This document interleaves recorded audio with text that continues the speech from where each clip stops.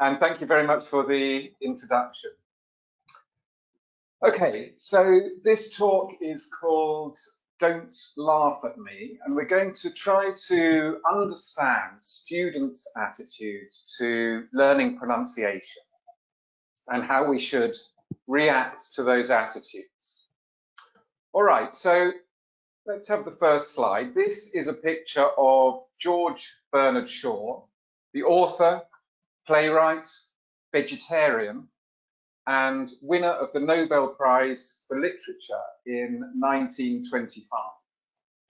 Probably his best known play these days is Pygmalion, which the Nobel Prize website describes as a witty study of phonetics, so you can see where this is going, a witty study of phonetics, as well as a clever treatment of middle-class morality and class distinction. And of course, it was converted into a musical called My Fair Lady. So just to remind you, the story of Pygmalion and My Fair Lady, it's about a poor girl called Eliza Doolittle who sells flowers on the streets of London. And because she's poor and she speaks with a London Cockney accent, she's generally looked down on as a member of the lower classes. Now, one day she meets a professor of phonetics called Henry Higgins. And Professor Higgins believes that by changing the way Eliza speaks, he can pass her off not as a flower girl, but as a duchess. In other words, people will no longer think she's a member of the lower classes. They will think she's a member of the upper classes. So the proposition is that by changing her voice, by changing her accent, the way she produces all the sounds that come together to make speech, the proposition is that by changing this, he can completely change the way people relate to her. Shaw believes that our accent is disproportionately important to the way people perceive us. So here is a line from the play which seems to encapsulate this idea. It is impossible for an Englishman to open his mouth without making some other Englishman hate or despise him. So of course, this is comedy. The purpose is to make people laugh. But like all smart or witty remarks, it's based on a truth. And in this talk, I want to show you that there is truth in this, not just for Englishmen or English women, as the quotation says, but for Chinese, European, immigrants of all nationalities, and of course for Indonesians too. All of us, in fact, whether we like it or not. And that concept is especially important for us, I would say, as language teachers. So why is this important? Well, in this talk, I'm going to argue that there are two ways of approaching pronunciation, and that the way that we as teachers look at it is usually totally different from the way that students look at it. Yet both are right in their own way.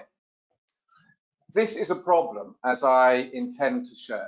And at the end, we will consider some possible solutions to bring teachers and students together and to solve this problem. So we'll look first at the teacher view of accent and pronunciation. Then we'll look at the conflicting student view. And finally, we'll discuss how we can resolve the conflict.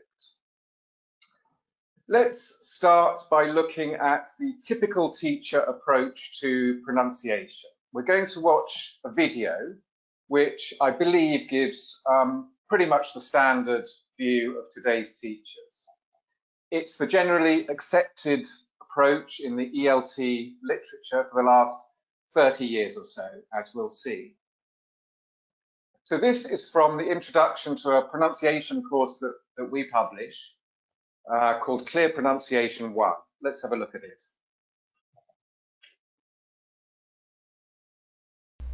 In Clear Pronunciation, you will hear lots of different accents. You'll hear accents from Australia, like mine. I was born in Adelaide, but I grew up in New South Wales. But you'll also hear accents from Britain, from North America, from India, Ireland, Germany, Zambia, and others too. In real life, you're going to hear lots of different accents, so it's important that you listen to them in this program. You'll find it's quite easy to understand them all. That's listening, but what about speaking? Should you choose a particular accent to speak with? Well, if you live in Australia, for example, it makes sense to practice an Australian accent. But don't worry about trying to sound exactly like a native Australian who was born here. That's very difficult, and it's really not important. You will have your own accent. Enjoy it and be proud of it.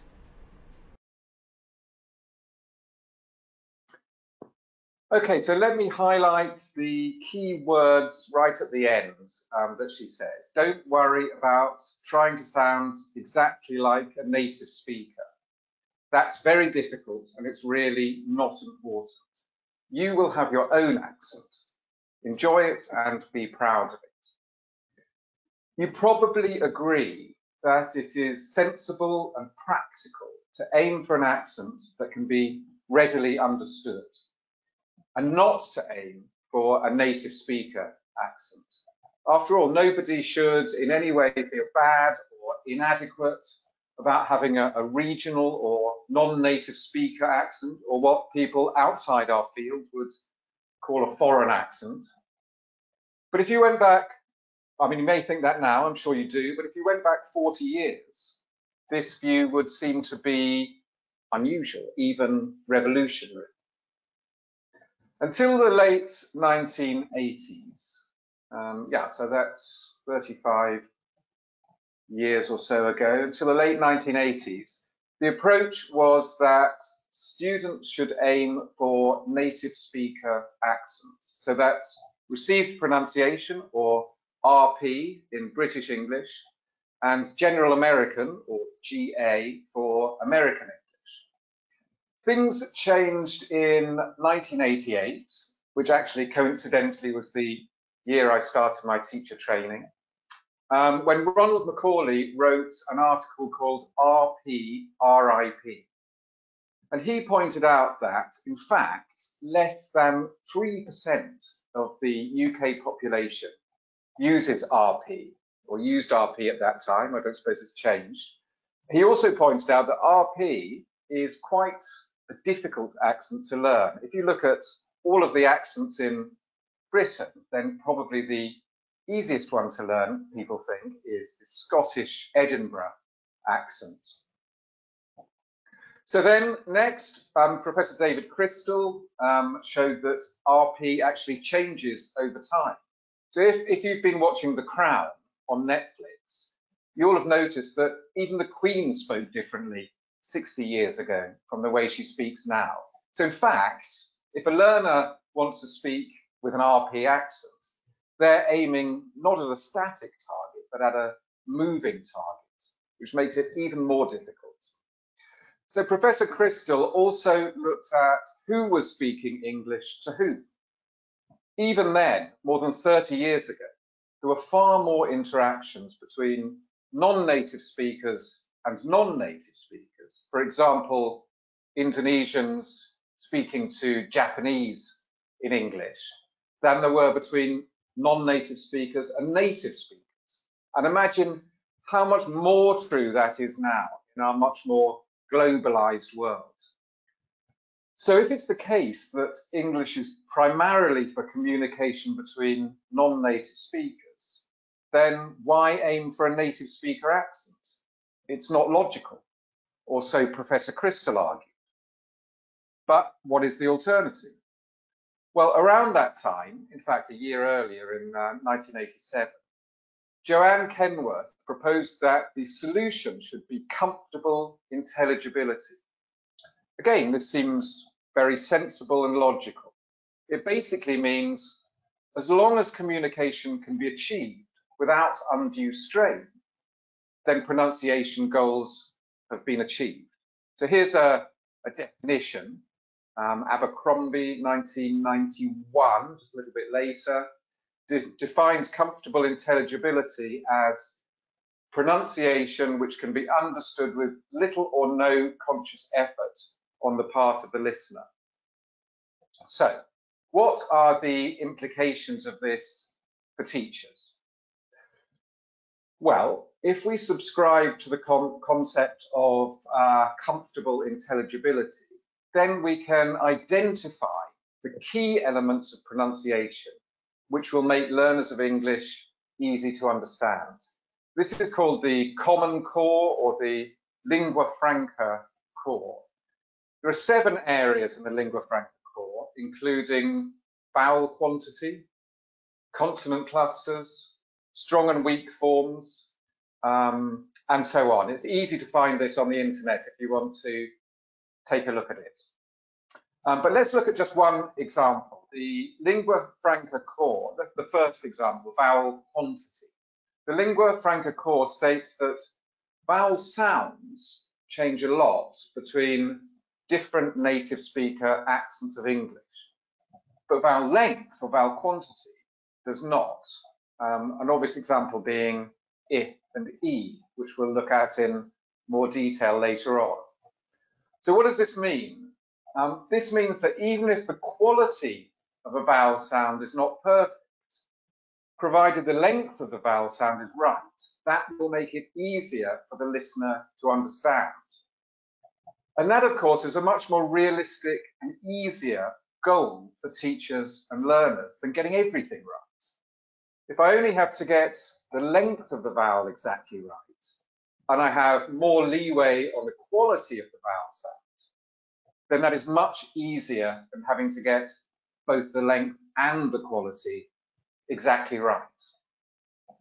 So there are sound, technical, linguistic reasons for favouring what we might call lingua franca pronunciation. But there are also cultural and political reasons. For example, might there not be something colonial about being forced to mimic a British or American accent? And might this not be even more true and perhaps more uncomfortable for countries that were in fact colonized by Britain and America, like Malaysia or the Philippines? You only have to go on YouTube to see teachers from these countries arguing that this is true. Okay, so let's summarize where we are so far. The current orthodoxy among teachers is that, firstly, aiming at a native speaker accent is illogical because most interactions are between non-native speakers and non-native speakers. Secondly, aiming at a native speaker accent may be perceived as neo-colonial. Thirdly, aiming at a native speaker accent is unrealistic and unachievable for almost all learners. And even if it were achievable, it would require an enormous amount of time and effort. We haven't discussed this, and we don't really need to go into it because as English teachers, we all know that it's true, but we will come back to this point later. So we should therefore aim at enabling our students to be comfortably intelligible. And finally, this makes teaching and learning targets, what we might call the LFC or the Lingua Franca core, more realistic. So it seems to me that the current orthodoxy is important and right. Teachers should not be in favour of students aspiring to a native speaker accent. But hang on a minute. This is pretty odd, isn't it? It's pretty strange. After all, shouldn't we be pleased that students want to do the very best they can when they're learning a language? As language teachers, most of us are language learners as well, so we should be able to relate to this. So personally, I spent 3 years in Penang, Pulau Pinang in Malaysia, studying Bahasa Malaysia. I didn't want to be just comfortably intelligible.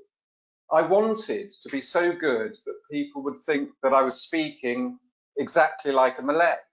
Orang putih, tetapi bertutur seperti orang Melayu. You may have felt the same yourself. You may want to be so good that you sound like you're British or American or Australian. You don't want to be British or American, but you want to sound like one. Put this in another context and it becomes even more clear. So imagine that instead of learning English, you're learning tennis. Who do you want to play like? Roger Federer or Boris Johnson? Well, that's right. It has to be Roger. I mean, Roger, he's perfect. He's a god. Even if you secretly know that you're never going to achieve it, you want to believe that maybe, just maybe, you can be like Roger. So why shouldn't the same apply to language learning and pronunciation? Okay, so that's intuitively true for most of us, I think. But what do learners of English themselves say? We'll focus first on university level and adult learners, and we'll come to secondary school, or just touch on secondary school learners later. So let's start with some formal research conducted at Shantou University in China.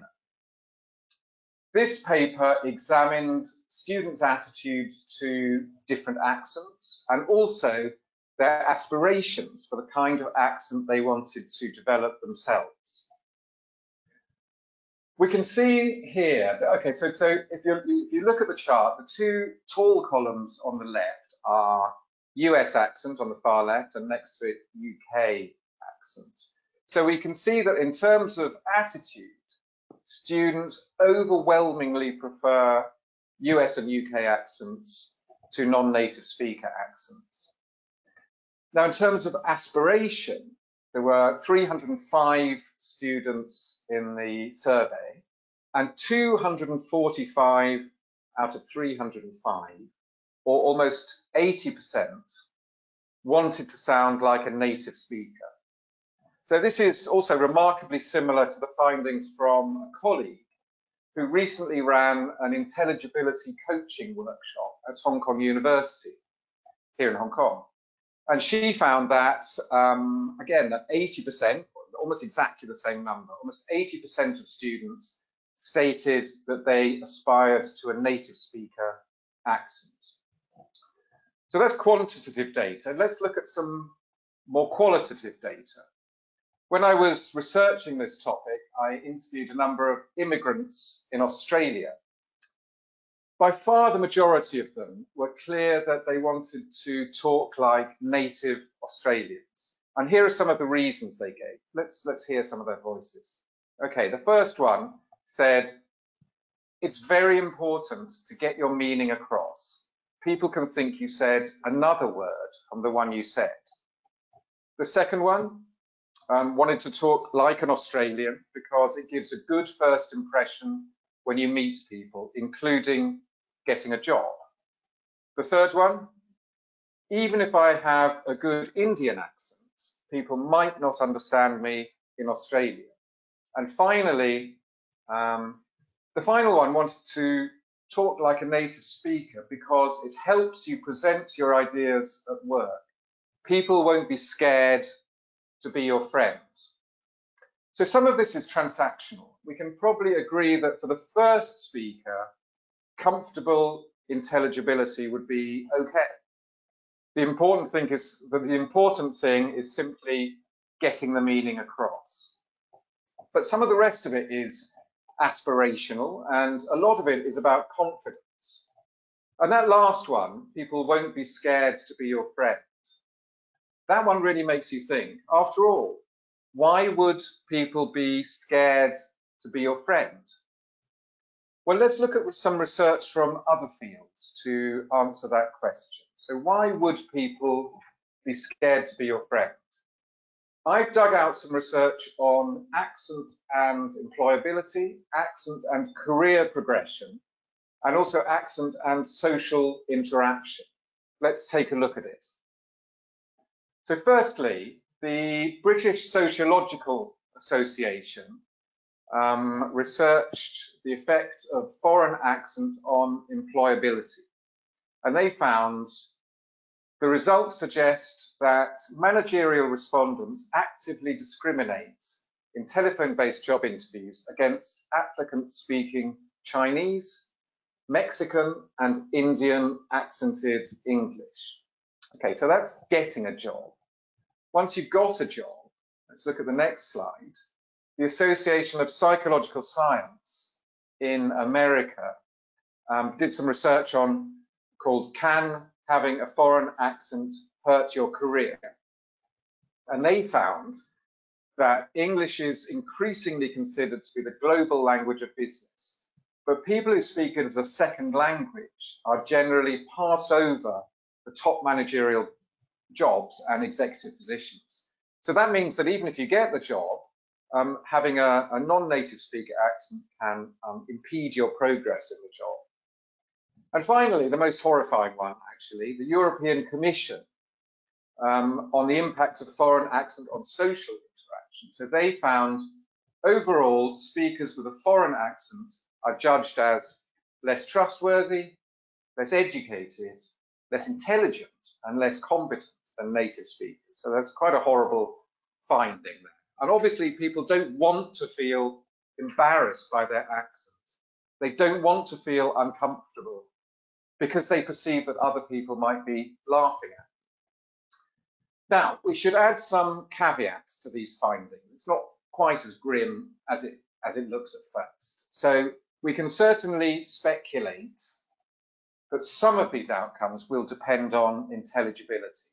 Someone speaking with a very strong or a very thick accent is likely to have a more negative experience than someone who only has a mild accent. And I think we can understand that. It also will depend on listener perceptions.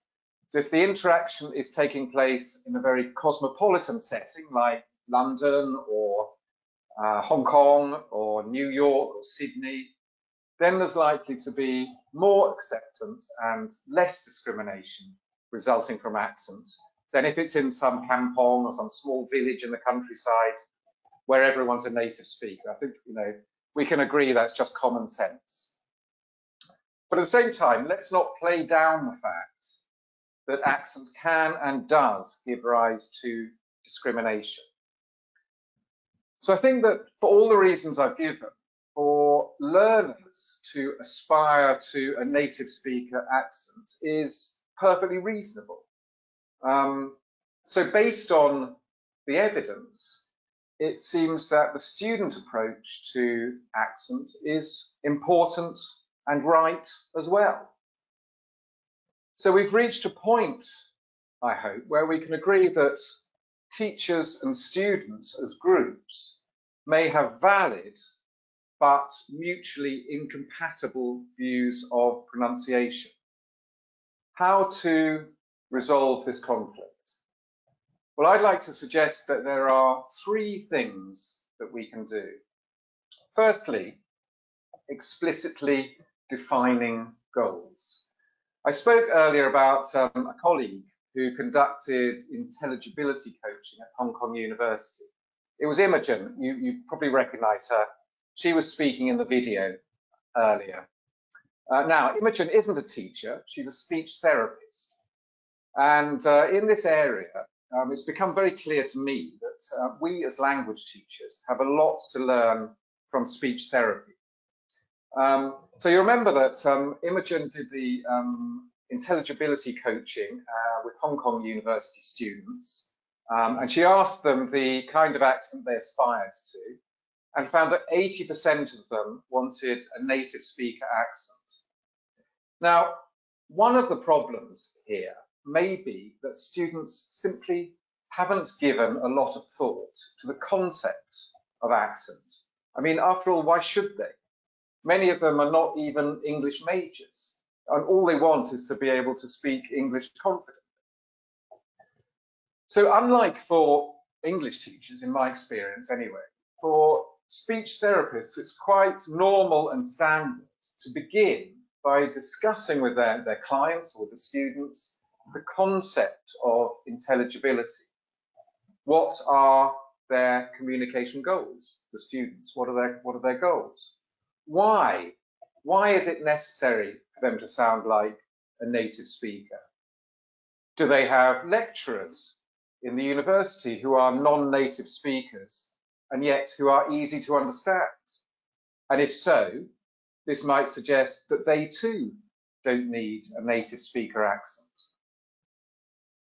So that's discussion. Then we can take a step further and we can ask them to examine their own communicative competence as they perceive it themselves.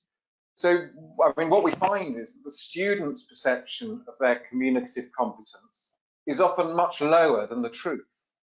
And this is because they think they should sound like a native speaker. So it's a circular argument. And the third point of the discussion is what is actually involved in attaining a native speaker accent. So let's go back to Roger Federer. So we know that we want to play tennis like Roger, but are we prepared to follow Roger's fitness regime? Let's take a look at it. This is Roger's full body workout. So it's as thorough as it gets. It includes medicine ball work, hand-eye coordination exercises, cone drills, exercise bands, and a mini trampoline device where he has to balance on one foot and hit volleys. And he does some weight training as well. So we may think that we want our native speaker accent, but are we prepared to do the equivalent language workout day after day to what we're looking at on the screen? And at this point, we hope that our students begin to understand that just as playing tennis like Roger is an illusion, so for almost everyone else, a perfect native speaker accent is also just an illusion. It's just a dream. Now, I feel that reconsidering, redefining, and negotiating goals in this way, in open discussion, is actually the key to resolving the conflict. If we can help learners to see the true picture in the way that we as language professionals are able to see it, then we can help them set targets which are achievable and which they can feel much more comfortable in aspiring to. Okay, right. So, identifying specific areas. So firstly, we need to encourage our students to define their goals, to ensure that their goals are realistic and match with what they want to do with the language. Then we can plan our pronunciation curriculum around the phonological areas which are going to have the greatest impact on communication. And as we discussed before, we can do this with reference to the Lingua Franca core. So for example, as you know, for Chinese speakers, this might be consonant clusters, especially in final position. For speakers of Bahasa Indonesia, it might be long and short vowel sounds. So we can start working on those areas. So here we are, long and short vowel sounds, the classic ship and sheep, I and E. So we can start working on those areas which are going to have a seriously positive impact on our learners' intelligibility. And that means that the time and effort that students put in can be spent where it has the most benefit. So for example, let's consider these long and short vowel sounds on the screen, I and E. To get these right, you basically need two things. Firstly, you need cognitive awareness. You need to understand that there are, in fact, two different sounds. After all, there may be only one sound equivalent sound in your language. There's nothing difficult. We don't have to worry about the actual the physical pronunciation of these sounds. There's nothing difficult about physically pronouncing the sounds I and E. If you can do one physically, you can do them both. So the first thing is cognitive. It's not physical, it's cognitive. Secondly, you need to do huge amounts of repetition. You can't be thinking about your speech all the time. Should I be saying I in this word, or should I be saying E? We simply don't have the cognitive capacity or time to be thinking, is this sound I'm about to produce short or long? So we've got the cognitive awareness, and we've got the muscle memory, the practice of the sounds. So the next question is, what is the most efficient way of achieving these renegotiated goals? You won't be surprised to hear that I'm going to say that technology is indispensable. Why is technology so important? Let's consider 3 reasons. Firstly, efficiency. Well, let's imagine you're in a secondary school classroom with 30 students. How are you going to give each of those 30 students the focus and attention that they need? So even if your class is 60 minutes long, that's just 2 minutes per student. And anyway, a whole class on I and E would be stupendously boring. Also, we know from study after study that teachers do not think pronunciation is a priority. And in class, it tends to be dealt with on an ad hoc basis. Secondly, self-esteem. This is the don't laugh at me idea. When it comes to pronunciation, students, I'm sure this is your experience too, students don't like to speak up in class. And we know this from lots of projects we've worked on, most recently in Taiwan, even where teachers do focus on pronunciation in class. Excuse me. And perhaps use technology in class. Students are too shy or too sensitive to respond. They're not learning in an optimal way. And finally, practicality. So online materials are always accessible day and night, 24 hours a day. You have the flexibility to listen to native speakers or non-native speakers or a mixture of the two. And there's so much content available on the internet that it's easy to contextualize your pronunciation work as well. So pronunciation is an area where technology is enormously useful. Let's look at the benefits technology can give us in the context of the 2 phonemes we identified earlier, the I and E phonemes. And remember that short and long vowels are, firstly, one of the 7 items in the Lingua Franca core, and secondly, that they are an issue for BI speakers. So we're going to look at a few screens of a program that we at Clarity English published called Clear Pronunciation. We're looking here at Clear Pronunciation 1, which focuses on the phonemes, the 43 sounds of English. There's also a second volume, Clear Pronunciation 2, which is going to be released next month in a new version, which looks at sounds in speech, consonant clusters, word and sentence stress, connected speech, intonation. But here we're focusing on long and short vowel sounds, so we'll look at Clear Pronunciation 1. I'm going to show you a couple of screens, well, 3 screens actually. Here is the menu screen. So we're going to click into, and we're looking at the vowels here, we're going to click into Unit 14, Ship and Sheep. Right, as you know, the classic way of teaching pronunciation is by contrasting 2 similar sounds, minimal pairs. So this deals firstly with the issue of cognitive awareness. So we know there are 2 contrasting sounds, it's not just one sound. On the first screen, we're going to meet the target sounds I on the left and E on the right. Okay, a sound is not just sound, We can practice it in isolation by clicking on the phonemes at the top, or by listening to the teacher, David, in the video screen.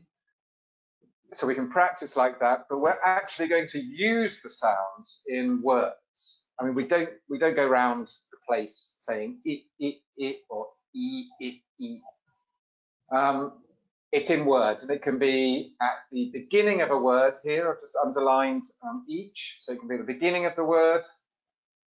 It can be in the middle of the word, sheep, or it can be at the end of the word, berry. So you've got 3 allophones of the same phoneme there.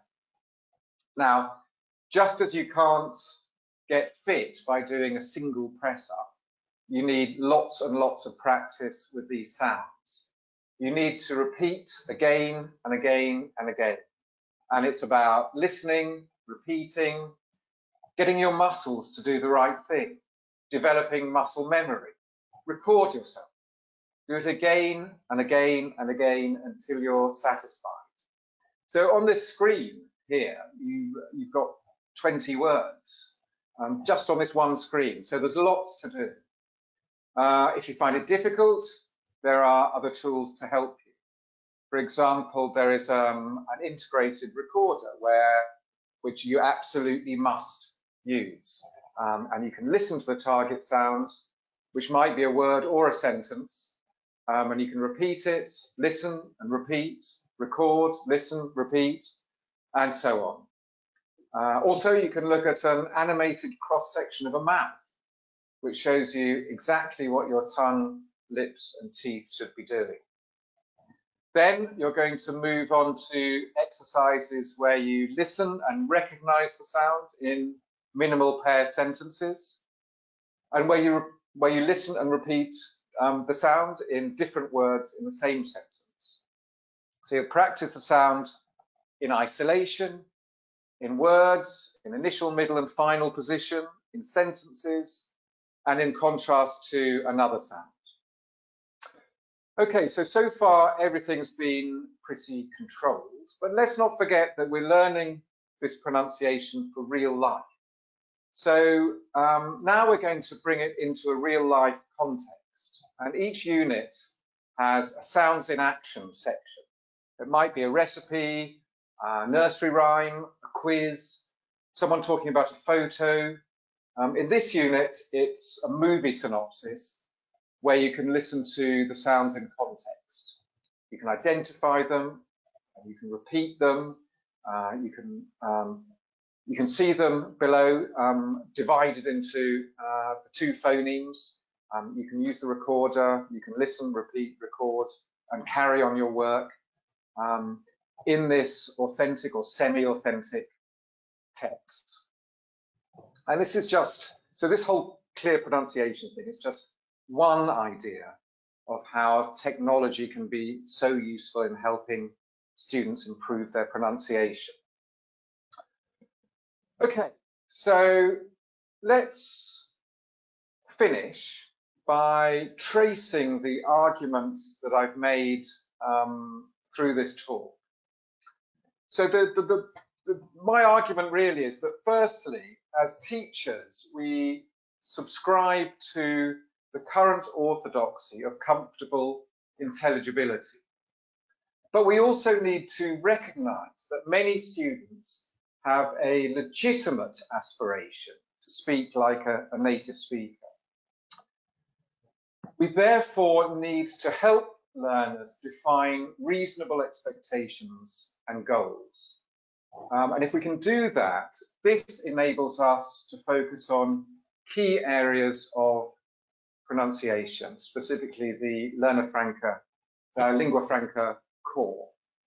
And finally, it is essential that we are able to leverage technology to help them achieve those goals. Now, taking this approach requires that pronunciation is thoroughly integrated into the curriculum, which of course, usually it isn't. But that is a topic that I hope we can discuss on another day. So that's the end of my talk. I would I would love it if you wanted to try out some of these ideas with your students, including using clear pronunciation. If you do, please get in touch with Evida at Solusi Educational Technology. The email address, you have it anyway, but the email address is there on the screen. Evida will be more than happy to help you. Please also feel free at any time to contact me. My email address is also there. And in the meantime, thank you very much for listening.